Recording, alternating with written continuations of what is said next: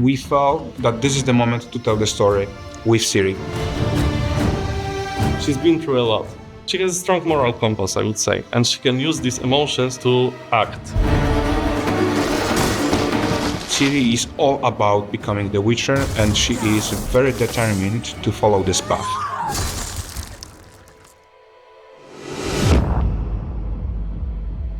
At the very first meeting with CDPR, I saw how much you want to ground this story in the past, at the same time giving a start to a new saga. We were thinking in this story that Mione and Ciri are a little bit mirrors of each other. The traditions of Stromford essentially mean that Mione has to be sacrificed. That's her destiny, and she accepted that destiny.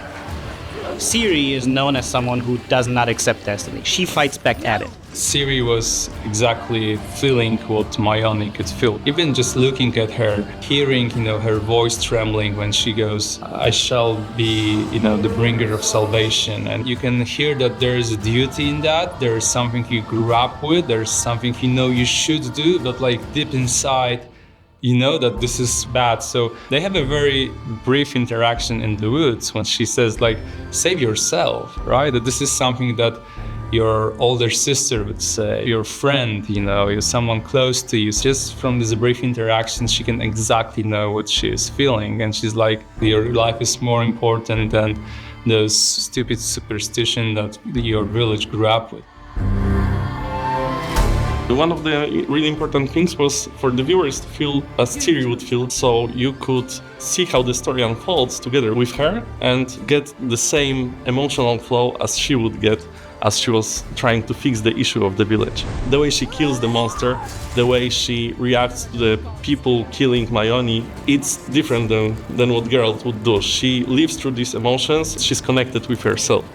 That's all we wanted. We're to go to the woods. To go to the god. We always try to walk around Slavic style and be coherent with Sapkowski's book. I believe the style for characters, faces, hairstyles, you can find this kind of faces somewhere in the villages there and there. That's why it's very important to see the range of possibilities in the whole Central Europe. Just the ambiguity of the whole story itself, I think it also plays very much to the way Sapkowski was crafting his Witcher stories. And it's also very in our Eastern European mentality that those shades of gray everywhere and not clear choices and the famous lesser evil. It was a huge project. From the beginning, from the story that we created with our director and with CDPR team, and then the huge mock-up session, it lasted for 14 days. A lot of people were engaged, and I'm pretty sure that it wouldn't be this amazing if we hadn't had such an amazing crew.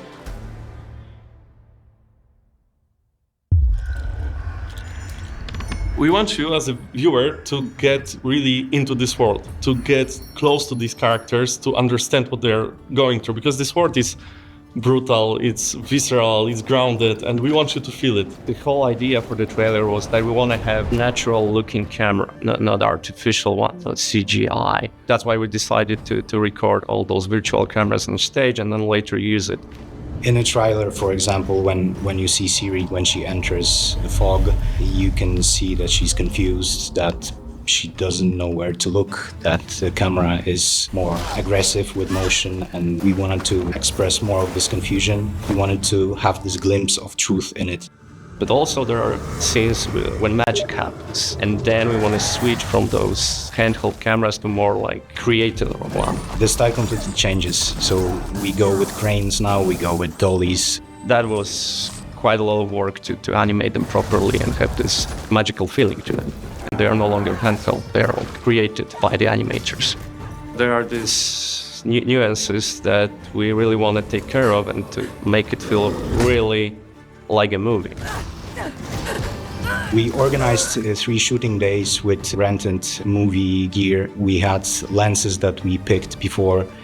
and we gather lots and lots of shots with different features on it, like distortions, lens flares, bloom, how the bokeh behaves. Based on that, we could really create digital representation of those lenses, gathering all those features so we can really have something unique, and I'm pretty glad about it because this was something I think pretty extraordinary in a gaming engine.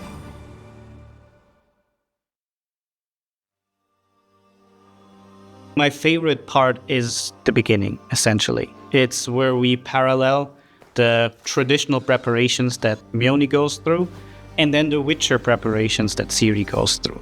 For the Mione, we had a more pleasure to eye color palette and a bit warmer.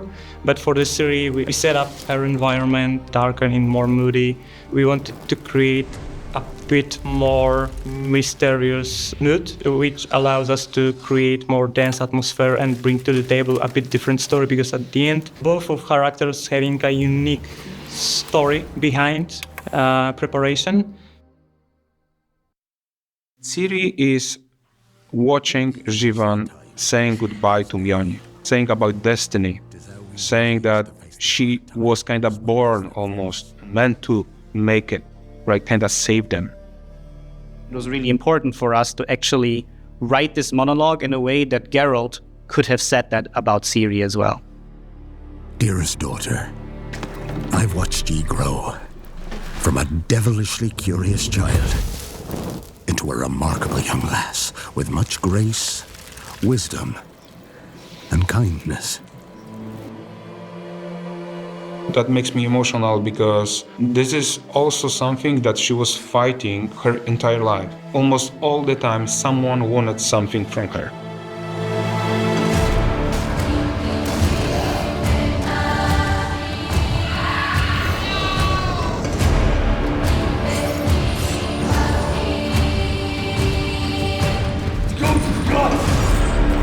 Created a physical representation of Bauk's shoulders and his attacking arms, and having 4 operators, we kind of recreated the whole monster. On the screen, we saw in real time a moving Bauk. We created Witcher-style sequence, just practice it a couple times. We practiced how to move the Bauk, how to synchronize, and it worked beautifully.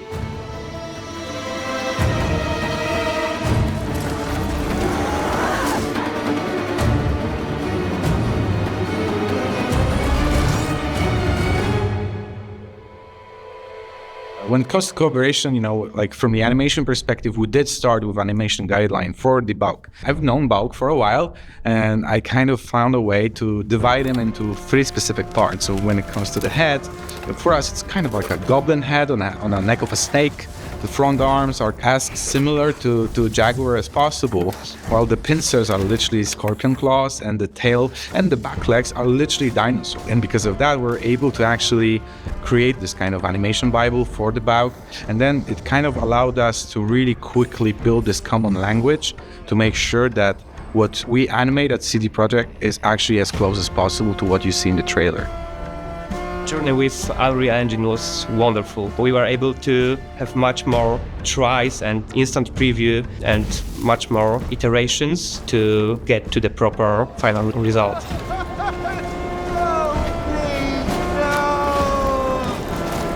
were to go to the woods. The chosen one. His tradition.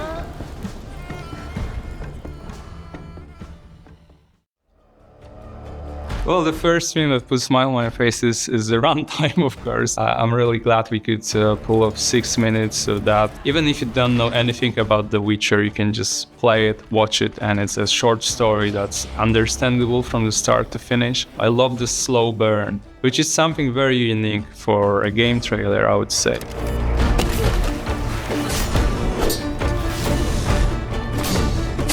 Every movie that we do, our goal is to have the best knowledge of the IP, to stay true to the IP, to understand the vision of the developers, also the purpose of the asset that we're creating.